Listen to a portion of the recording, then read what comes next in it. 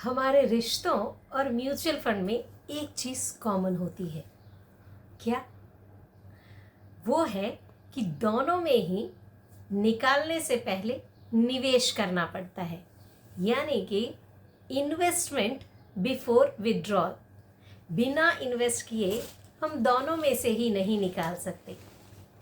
जैसे mutual fund में invest करते हैं तभी हम वहाँ से पैसे निकाल सकते हैं, उसी तरह रिश्तों में भी इन्वेस्ट करना पड़ता है। क्या और क्या निकालने की बातें हो रही है, हम जानेंगे आज के सेशन में। आप सबका स्वागत है एक बार फिर से लाइफ्स अमेजिंग सीक्रेट के अनदर सेशन में। मैं जयश्री एक बार फिर आप सबका स्वागत करती हूँ। आइए बढ़ते हैं आगे।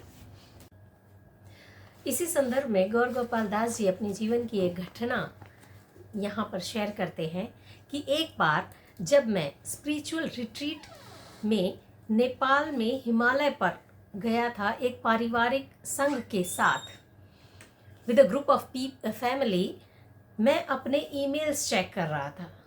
अचानक मेरी एक नज़र एक ईमेल पर पड़ी जिसने मुझे आकर्षित किया।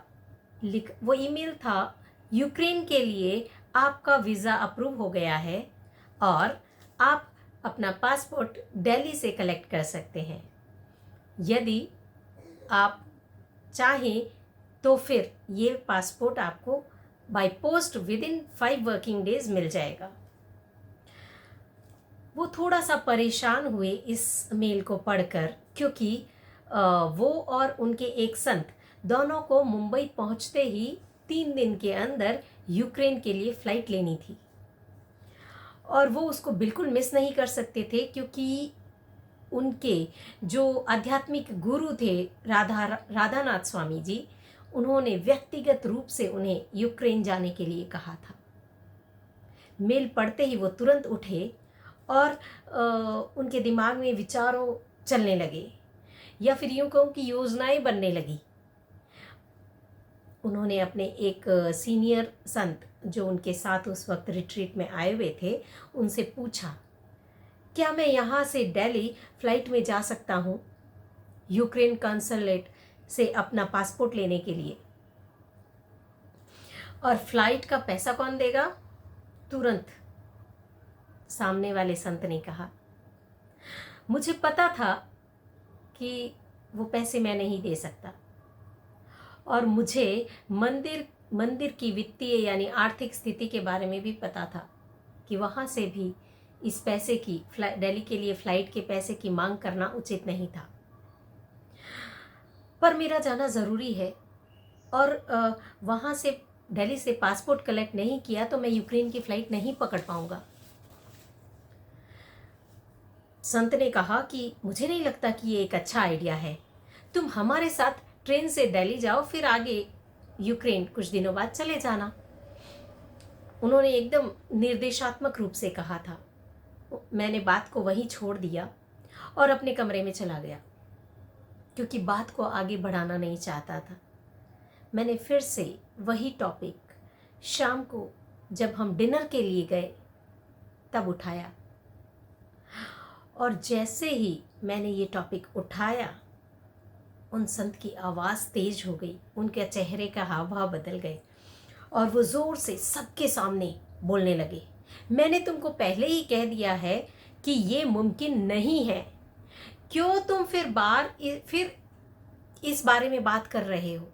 क्या तुम्हें इतनी सी मैनर्स नहीं है? तुम्हें तमीज़ नहीं है क्या? और वो इस तरह लगभग 5 मिनट तक मुझे कुछ न कुछ बोलते रहे। मुझे बहुत बुरा लगा, किसी को भी लगता, क्योंकि जिन लोगों के सामने वो मुझे इतनी ऊंची आवाज़ में इतना कुछ कह रहे थे, वो सब व्यक्तिगत रूप से मुझे जानते थे और उनके बच्चे मुझे अपने आदर्श के रूप में देखते थे। इस तरह सार्वजनिक रूप से डांटा जाना निश्चय तौर पर मुझे अच्छा नहीं लगा। मैं सीधे वहाँ से अपने कमरे में चला गया और कमरे में चहलकदमी करने लगा, इधर से उधर टहलने लगा। मेरी आंखों से आंसू बह रहे थे, दिमाग में तो जैसे विचारों की रेस चल रही हो, एक के बाद अनेक। दूसरा, ऐसे कोई किसी को डांटता है क्या सबके सामने? कुछ भी बोल सकता है क्या? मैं तो सोचता था कि हम अच्छे दोस्त हैं। वो समझ ही नहीं रहे कि मेरा यूक्रेन जाना कितना ज़रूरी है, मेरे लिए वो फ्लाइट पकड़नी कितनी महत्वपूर्ण है। और गुस्से में मैंने दरवाजे पर जोर से दे मारा। जब हमारा ईगो क्रश होता है ना, तो हमारे इमोशंस एकदम बेलगाम हो जाते हैं। मैंने खुद को फिर भी संभालने की कोशिश की, एक लंबी सांस ली और चुपचाप प्रार्थना करने लगा। I decided to press pause at that moment. मैंने उस पर्टिकुलर क्षण के लिए अपने आप को एक विराम देना आवश्यक समझा और मैं चुपचाप प्रार्थना में बैठ गया। जब थोड़ा सा दिमाग शांत हुआ तो मैं सोचने लगा कि उनकी बात में दम था, लॉजिकल थी उनकी बातें। मंदिर की आर्थिक स्थिति ठीक नहीं है तो हम अफोर्ड नहीं कर सकते कि दिल्ली की फ़्लाइट के लिए इतना खर्चा किया जाए, और जो मेरे साथ रिट्रीट में परिवार आए हुए हैं उनसे भी इस तरह फाइनेंशियल हेल्प लेना, वित्तीय सहायता लेना उचित नहीं लग रहा था। लेकिन ये सब कारण थोड़ी देर के लिए ही मुझे शांत कर पाए और फिर इसका कोई फ़ायदा नहीं हुआ। मैं फिर से उसी स्टेट में आ गया और जैसे ही मैंने अपनी आंखें बंद की, मुझे मेरे उन संत के साथ बिताए हुए आश्रम में सारे वर्ष याद आ गए। इतने वर्षों में जब मैंने इस आश्रम में प्रवेश किया था, इतने वर्षों में आज से पहले उन्होंने कभी भी मेरे साथ इस तरह व्यवहार नहीं किया था। जब से मैं आश्रम में आया था, सिर्फ वो एक इंसान थे जो मुझे हमेशा घर की तरह प्यार से ट्रीट करते थे, मुझ पर भरोसा दिखाते थे, मुझे प्यार करते थे, मेरी देखभाल करते थे। केयर, लव, ट्रस्ट, एप्रिसिएशन, इन इतने वर्षों में इन्होंने मुझे सब कुछ दिया था और कभी भी आज तक इस तरह उन्होंने मेरे साथ व्यवहार नहीं किया था। ऐसा आज उन्होंने क्यों किया? क्या उनके दिमाग में कुछ चल रहा था? मैंने ये सब सोच रहा था और फिर मैंने अपना चेहरा धोया और वापस चला गया वहीं पर जहाँ सब लोग एकत्रित थे। और फिर हमने इस बारे में कोई बात नहीं की। पूरे रिट्रीट में हमने इस बारे में कोई भी बात नहीं की। Both of us were normal, हम दोनों नॉर्मल बिहेव कर रहे थे। जब हम वापस रिट्रीट से, नेपाल से वापस आ रहे थे दिल्ली, तो हमारी 30 मिनट की ट्रेन की जर्नी थी। मैं ट्रेन में बैठा था और मैंने देखा कि मेरे बगल में आकर वो संत बैठ गए। उन्होंने मेरा हाथ पकड़ा और उनकी आंखों से आंसू निकलने लगे। वो मुझसे माफ़ी मांगने लगे अपने उस दिन के व्यवहार के लिए। आपका जब कोई अपना दुखी होता है ना, तो हम भी दुखी हुए बिना रह नहीं सकते। मेरा भी इमोशन झलक पड़ा और मेरी आंखों से भी आंसू निकलने लगे। मैंने भी अपने व्यवहार के लिए माफ़ी मांगी। तब उन्होंने मेरी माफ़ी को स्वीकार नहीं किया और कहा कि तुम्हारी गलती नहीं थी, मेरी गलती थी, मुझे तुमसे इस तरह से बात नहीं करनी चाहिए थी। और उस समय दोस्तों, उस समय मुझे ये एहसास हुआ कि जब कोई रिश्ता, प्यार का रिश्ता बंधा होता है और उसमें सच्चे दिल से माफ़ी मांगी जाती है, तो वो रिश्ता बहुत गहरा हो जाता है। और फिर हम वहाँ से चले गए। कुछ एक दिन हुए होंगे, कुछ एक दिनों के बाद हम एक और इवेंट में उन्हीं परिवार के साथ मिले।